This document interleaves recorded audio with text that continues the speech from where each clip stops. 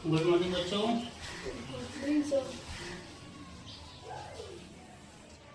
देखिए नवोदय का पहला चैप्टर आपका संख्याएं है ना। सबसे पहले यहाँ से आपसे पूछता है कि 2 अंकों की सबसे बड़ी संख्या है, 3 अंकों की सबसे बड़ी संख्या है ना, कैसे निकालेंगे हम लोग। तो पहले आपको पता है कि अंक हमारा 1 2 3 4 5 तक की बात कर लेते हैं, ठीक है। अब आपको ये देखना है कि सबसे छोटी संख्या एक अंक की क्या होती है। सबसे छोटी संख्या बताइए क्या होती है। एक की तो एक ही होती है ना। और सबसे बड़ी संख्या क्या होती है एक अंक की 9। क्लियर। उसके बाद 2 अंक की बात करते हैं हम।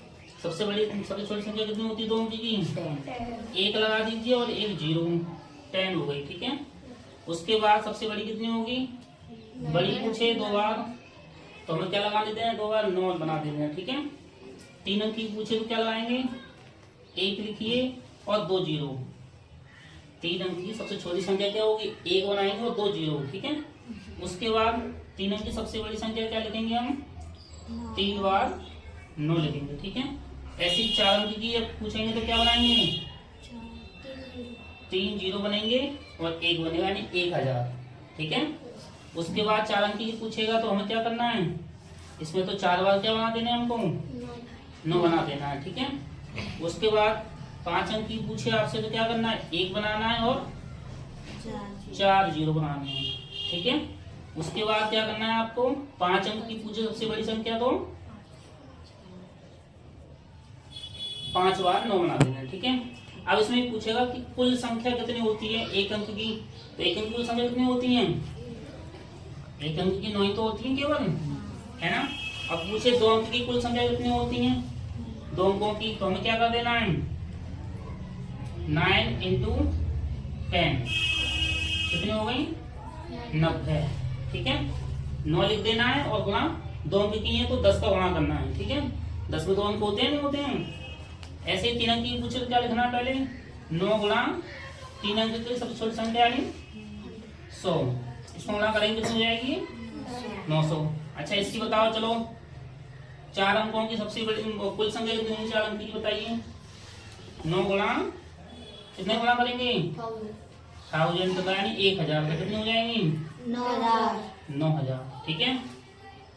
इसकी बताइए कितनी होंगी 5 अंक की कुल संख्या कितनी होंगी 9 लिखेंगे और कितने गुणा करेंगे 10,000 4 0 का है ना, कितनी हो गई 90,000, ठीक है। बस आपको कुछ याद नहीं रखना है कि 9 लिख दीजिए। हमसे पूछे 2 अंक की तो 1 0 बना दीजिए, है ना। कुल संख्या ये कुल संख्या की बात हो रही है। सबसे छोटी संख्या पता चल गई आपको, सबसे बड़ी पता चल गई और कुल संख्या हमारी कितनी होती है पता चल गई ना, क्लियर। अच्छा अब यहाँ से क्वेश्चन पूछता है आपसे कि जैसे मैंने कोई नंबर दे दिया आपको 3 5 0 6, ठीक है। हम कहेंगे सबसे बड़ी संख्या बनाओ इसकी, ठीक है। 4 अंक है ना, तो यहाँ पर हम लिखेंगे 4 अंक की सबसे बड़ी संख्या कितनी बनेगी बताओ। पहले क्या आएगा 6 आएगा ना, फिर 5, फिर 3, फिर 0। तो ये इन अंकों से सबसे बड़ी 4 अंक की संख्या ये बनी, ठीक है। अच्छा अब आपसे हम पूछ रहे हैं कि 4 अंक की सबसे छोटी संख्या बताओ। छोटी संख्या बताओ क्या बनेगी 3 0 5 6 3 0 5 6। क्यों 0 आया क्यों नहीं आया 0 आया क्यों नहीं आया बताओ। 0 तो आगे आना चाहिए, गलत हो गया क्योंकि अगर हम 0 आगे लगा देते तो ये 3 अंक की हो जाती। इसलिए हमेशा ध्यान रखना है आपको, जब छोटी संख्या पूछे आपसे तो 0 हमें पहली संख्या के बाद यानी कि पहली संख्या के बाद लगाना है दूसरे नंबर पे। क्लियर, समझ में आ गया यहाँ तक, ठीक। अच्छा आगे हम स्टार्ट करते हैं अगला।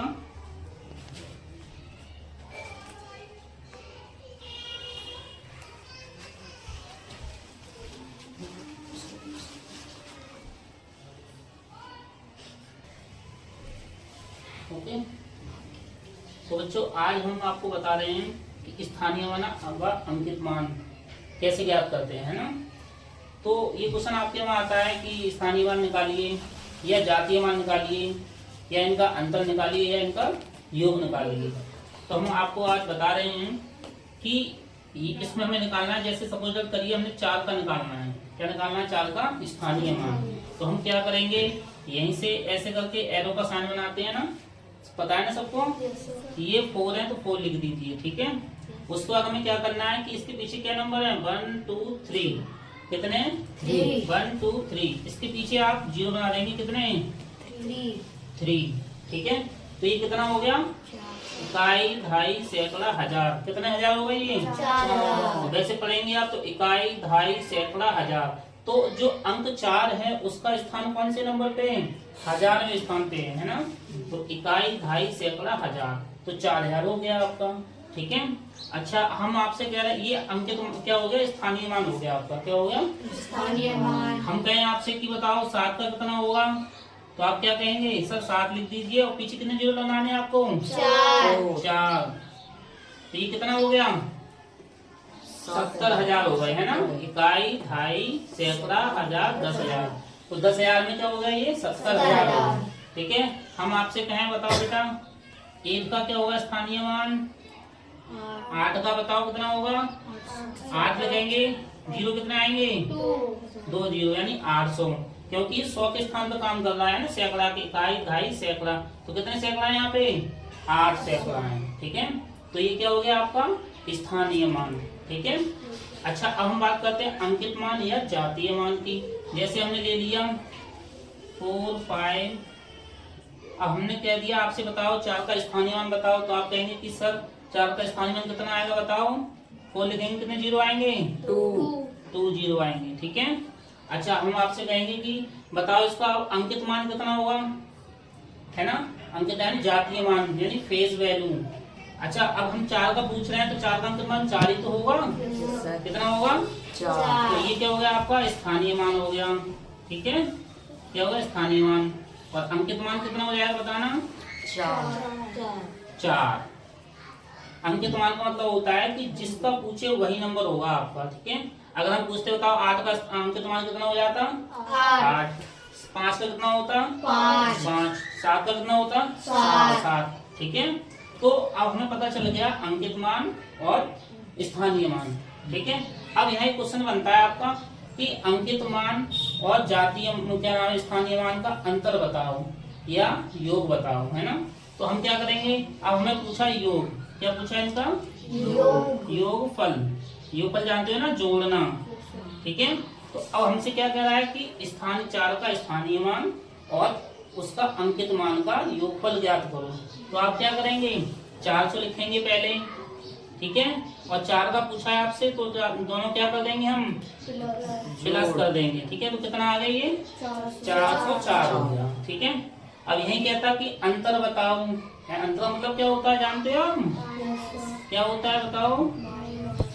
माइनस करना यानी घटाना, ठीक है, घटाओ। तो हम क्या करते हैं, स्थानीय मान तो 400 है और यहाँ पे हमें क्या करना है, घटाना है। तो घटाएंगे, 10 में से 4 गए 6, 9 का 9 और यहाँ पे 3, तो अंतर कितना हो गया? 396। क्लियर? समझ में आ गया? गलती तो नहीं होगी? सबको समझ में आ गया ना? ठीक। अब हम आपको एक क्वेश्चन दे रहे हैं कि 2 2, ठीक है। हमें निकालना है इसमें क्या, स्थानीय मान निकालना है और उनका योगफल निकालना है, ठीक है। जो ये दिया हुआ है आपको संख्या दी है, इसका स्थानीय मान निकालना है, उनका जोड़ बताना है। तो हम क्या करेंगे, 2 का स्थानीय मान 2 होगा, इस वाले 2 का कितना होगा? 20, और इस वाले का कितना होगा? 200। अब बेटा क्रम का ध्यान रखना है, ठीक है, आगे पीछे मत करना, अगर आगे पीछे हो गया तो गलती हो जाएगी। इसका कितना होगा? 2000। और इस वाले का कितना होगा? 20,000, ठीक है। अब इसको हम प्लस करेंगे, बताओ तो कितना आएगा? इसका हम योगफल निकालेंगे तो कितना आएगा? आप कहेंगे सर जोड़ दीजिए, 2 4 6 8 10, 10,000 हो गए हैं या 1 लाख हो गए। ये गलती मत करना, हमेशा हम जोड़ते हैं तो कहाँ से लिखते हैं संख्या, इधर से, है ना, पीछे से लिखते हैं ना। हाँ। तो 2 पहले लिखेंगे यहाँ पर, तो इसका जोड़ जो आएगा वो यही आएगा। कितना आएगा, जो नंबर दिया है 1 2 3 4 5, 1 2 3 4 5, यही नंबर आएगा इसका। ठीक है, यस सर। समझ गए ना।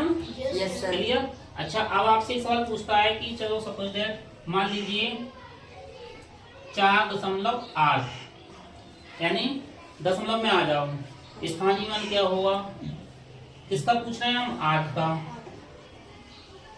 अब 8 का कैसे बताओगे, 4 का तो बता देते आप, 4 का कितना होता है स्थानीय मान, 4 का 4 ही होता है क्योंकि इकाई के स्थान पर है। और 8 का कितना होगा बताओ, 0.8। 0.8। Very good. क्योंकि हमें ये देखना है कि दशमलव वाला है स्थानीय मान, है ना, तो हमें दशमलव का स्थान देखना है। तो ये देखना है दशमलव का स्थान ये पहले किस पे, 10वें भाग पर है ना। तो पहले आप क्या करेंगे, 0 लगा देंगे पॉइंट से पहले, फिर पॉइंट लगाइए तो 8, है ना। तो इसका स्थानीय मान क्या होगा, 0.8 हो गया।